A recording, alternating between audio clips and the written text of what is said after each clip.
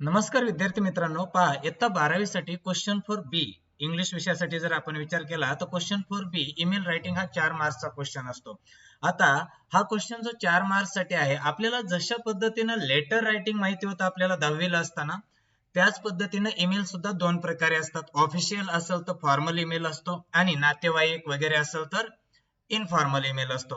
तर मोस्टली परीक्षेमध्ये formal email विचारले जातात. आता हे ईमेल आपण दोन प्रकारचे असतात हे पाहिजे. याचा फॉर्मॅट काय असतो पहा.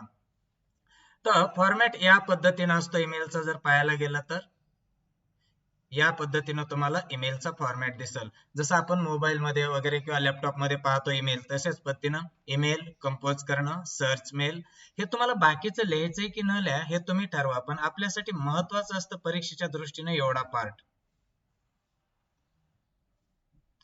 पहा, ज्याला ईमेल पाठवायचा आहे त्याचा ईमेल आयडी इथं समजा इथं srk@gmail.com या पद्धतीने इथं ईमेल आयडी येईल ज्याला पाठवायचं त्याचा. सीसी काय असतं हे लक्षात घ्या.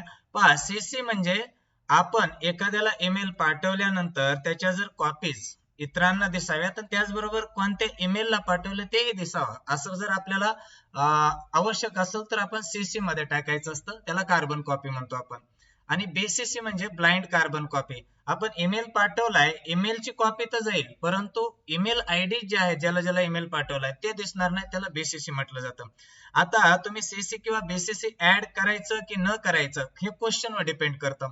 परीक्षेमध्ये जर सीसी किंवा बीसीसी ऍड करा म्हटलं असलं तरच आपण त्यांचा ईमेल ऍड्रेस इथं टाकायचा आहे. अदरवाईज आपल्याला त्याची गरज नाहीये आणि मोस्टली परीक्षेमध्ये गरज पडत नाही. काय करायचं, टू लिहायचं, त्यानंतर इथं ज्याला ईमेल पाठवायचा त्याचा ईमेल ऍड्रेस टाकायचा, त्यानंतर सब्जेक्ट लिहायचा. आता हे सब्जेक्ट काय हे बी ऑलरेडी क्वेश्चन पेपर मध्ये आपल्याला दिलेलं असतं. त्यानंतर सल्युटेशन सुरुवात करायची, रिस्पेक्टेड सर, मॅडम वगैरे. पहिला पॅरेग्राफ जो आहे इथलचा, या पहिल्या पॅरेग्राफ मध्ये ईमेल तुम्ही का पाठवताय याचं रिझन सांगायचं. आता समजा जॉब साठी वगैरे ईमेल पाठवतायत किंवा एखादा इश्यू आहे आणि त्यासाठी ईमेल पाठवतायत, ते सेकंड पॅरेग्राफ मध्ये डिटेल मध्ये सांगाल. समजा जॉब ऍप्लिकेशन मध्ये आहे तुमचं क्वालिफिकेशन वगैरे किंवा त्या जॉब साठी तुम्ही कसे लायबल आहात किंवा त्या रिलेव्हंट त्याच्याशी आपल्याला इन्फॉर्मेशन द्यायची असते याच्यामध्ये. आणि या ठिकाणी लास्ट पॅरेग्राफ मध्ये योग्य शेवट करायचा, थँक्यू वगैरे याच्यामध्ये येईल. आणि त्यानंतर युअर्स फेथफुली, त्यानंतर सिग्नेचर म्हणजे तुमचं नाव आणि आडनाव, आणि त्यानंतर तुमचा ऍड्रेस. ह्या गोष्टी यामध्ये ऍड करायच्या आहेत. तर या पद्धतीनं फॉर्मॅट असतो. चला डिटेल मध्ये पाहूया.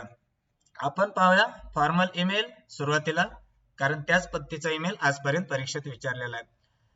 आता काही गोष्टी लक्षात घ्यायच्यात. पहा इथं पहा, सुरुवातीला ज्याला ईमेल पाठवायचा त्याचा ईमेल आयडी टाका, हे मी सांगितलं. ज्यांना ईमेलची कॉपी द्यायची आहे त्यांचा ईमेल सीसी मध्ये टाका. ईमेल आयडी कोणाला दिसू नये व कॉपी तर द्यायची आहे तर बीसीसी मध्ये टाका, पण हे मोस्टली गरज पडत नाहीये. ईमेलचा सब्जेक्ट लिहायला विसरायचं नाहीये. आता main body of the email, त्यानंतर हे 3 पॅरेग्राफ्स मी तुम्हाला सांगितलेले आहे, हे व्यवस्थित लिहायचे. आता salutation dear sir, dear madam, respected sir, respected madam असं लिहू शकता. फर्स्ट पॅरेग्राफ मध्ये मी काय सांगितलं तुम्हाला, रिझन फॉर युअर मेल, कशासाठी ईमेल पाठवताय. सेकंड पॅरेग्राफ मध्ये मेन पॉइंट्स म्हणजे मुख्य माहिती, आणि थर्ड पॅरेग्राफ मध्ये योग्य शेवट आणि आस्क फॉर रिस्पॉन्स. समजा जॉब ऍप्लिकेशन साठी तुम्ही जर ईमेल करताय तर मला जर तुम्ही जॉब साठी हायर केला तर वगैरे जे काही गोष्टी ते तुम्ही तिथं सांगू शकाल. क्लोज ईमेलचं कसं करायचंय तर ईमेल सिग्नेचर करायची, म्हणजे तुमचं फर्स्ट नेम आणि लास्ट नेम आणि तुमचा ऍड्रेस.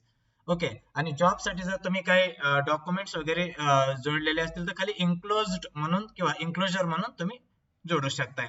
आणि इन्फॉर्मल लेटर जशा पद्धतीनं आपण लिहितो तशाच पद्धतीनं इन्फॉर्मल ईमेल असतो.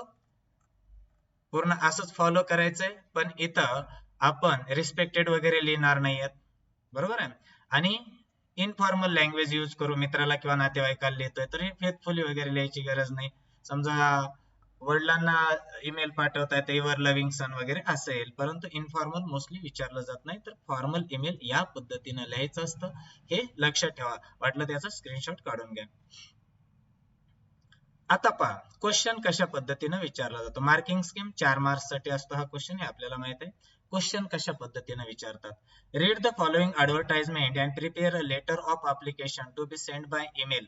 Use the information given in the CV. CV म्हणजे करिक्युलम वायटी. तर इथं दिलेली ही एकंदर माहिती आहे. तर पहा तुम्हाला इथे एक ऍडव्हर्टाइजमेंट दिले आणि त्यावरून आपल्या लक्षात येतं की त्यांना सिव्हिल इंजिनियरची गरज आहे. वॉन्टेड म्हणजे पाहिजेत. तर काय दिलंय पहा इथं, व्यवस्थित क्वेश्चन वाचा. Civil engineer preferably with 3 years experience, ज्याला 3 वर्षाचा अनुभव आहे त्याला प्राधान्य दिलं जाईल. Write to the manager Agarkar construction company Andheri east Mumbai, आणि तो ऍड्रेस त्यांनी ईमेलला कोणत्या पाठवायचे ते बी दिले, agarkar@abc.com. Mark your letter as application for the post of civil engineer. तर application for the post of civil engineer हा झाला तुमचा सब्जेक्ट. येतो application for the post of civil engineer. तर हा तुमचा सब्जेक्ट आहे. ही आपल्याला दिलेली क्वेश्चन पेपर मध्ये माहिती आहे. आणि यावर ईमेल पाठवायचा. ईमेल कोणाला पाठवणार आपण, agarkar@abc.com. आपण जीमेल वगैरे लिहितो ना तशा पद्धतीने आपलं इथं जनरल एक इमॅजिनेटिव्ह तयार केलेला ईमेल आयडी हा. तर ही सीव्ही मध्ये करिक्युलम वायटी मध्ये दिलेली इन्फॉर्मेशन आहे. अप्लिकेशन तयार करायचं जसं लेटर आहे त्या पद्धतीने पण सेंड करायचं ईमेलनं. तर आता आपल्याला हा ईमेल माहित आहे काय आहे. सिव्हिल इंजिनियरची यांच्याकडे जॉब आहे, 3 वर्षाचा अनुभव पाहिजे. मग हे एकंदर आपल्याला माहिती आहे. तर ईमेल मी ऑलरेडी टाईप करून ठेवलेला आहे जेणेकरून वेळ जाऊ नये. तर ईमेल पहा कसा लिहिताल तुम्ही. आन्सर टू agarkar@abc.com यांना ईमेल पाठवायचा आहे. डायरेक्ट सब्जेक्ट लिहायचा. तुम्हाला मी हे जे फॉर्मॅट मध्ये सांगितलंय ना इथं की सीसी बीसीसी जर ऍड करा क्वेश्चन मध्ये असेल तरच ऍड करायचं, otherwise no need of that. आता पहा मग इथं आपण टू लिहिलं, agarkar@abc.com यांना हा ईमेल जाणार.